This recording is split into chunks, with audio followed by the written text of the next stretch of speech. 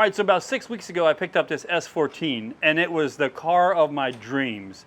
I knew I was gonna do an LS swap. I was gonna put the perfect paint job on it. I was gonna lower it, gonna do all that stuff. But we had a bunch of surprise things happen.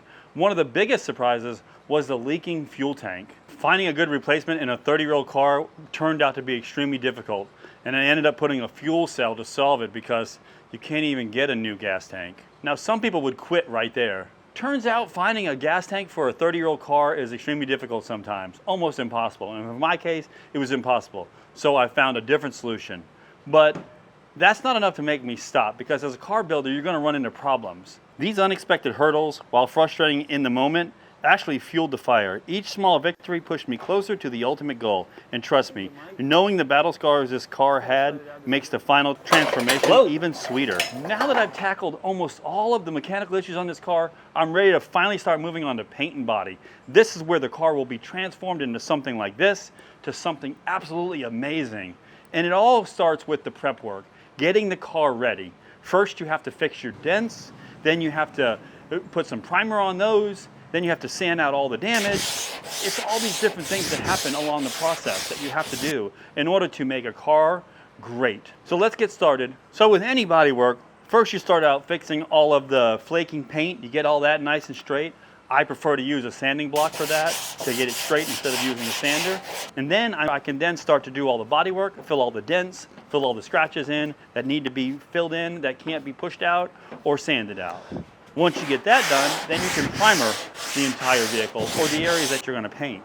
Another thing that you'll need to do is weld in any plastic holes that you have, like in the bumper. For this instance, we have some holes in the bumper for the license plate screws, which are kind of an eyesore in a beautiful car. Maybe you don't want those, so we're going to fill those in. Simple plastic welder will do that. After you have the bodywork all done and it's all nice and straight. Alright, so now it's time to mask off the entire car. Make sure you get your tape edges nice and clean so you don't have bleed through and you don't have paint on stuff that you don't want paint. It's time to mix up your primer and then spray the whole car with primer. Make sure you give it a nice even coat. Try to make it thick enough to where when you do your guide coat, it will have some leftover. You want to check it with Guide Coat. Guide Coat shows you all of the minor imperfections that you can't see with your naked eye or feel, because as you sand, you will see the lower parts will remain black and you'll say, hey, this is a low spot, let's fill that in. They're little scratches. But if you have rougher scratches and you're going to reprime it, then I would start probably with 220 grit. This bumper is rough still, so 220 will sand it much faster, because I'm going to reprime the entire car anyway, so it really doesn't matter. Now, this is nice and smooth. Look at that. So much better. You can hear the difference. And then we got to do the rest of the car. So after you sand your guide coat, you've got to tack rag it, get rid of all your dust. Make sure you retape all of your edges, and then you can shoot your final coat of primer. Make sure that when you spray this, that it's a little bit thinner so it lays down nice and smooth, so you'll have minimal sanding.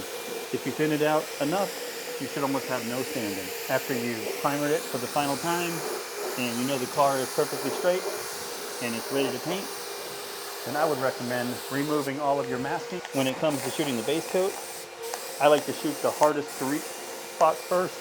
This way I can ensure full coverage. 15 coats of base coat doesn't make a difference. All you need is coverage. Now that the car is base coated and it's ready to paint, now we move on to the clear coat. The clear coat is what really makes these things look great. They make the shine. Typically on a car like this, some people would put 2 coats of clear, so you can wet sand buff it, clear on it. We can move on to giving this car the mirror finish that it deserves. Hey, thanks for watching the channel. Hey, if you want to see the car all completed with the wheels on it and the special hood on it, you got to watch the next video.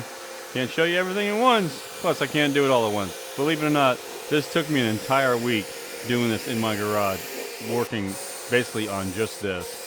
So, I hope you appreciate the video. Hope this helped you. If it is, comment something, click like, share it with your friends. Help the channel grow. Thanks again.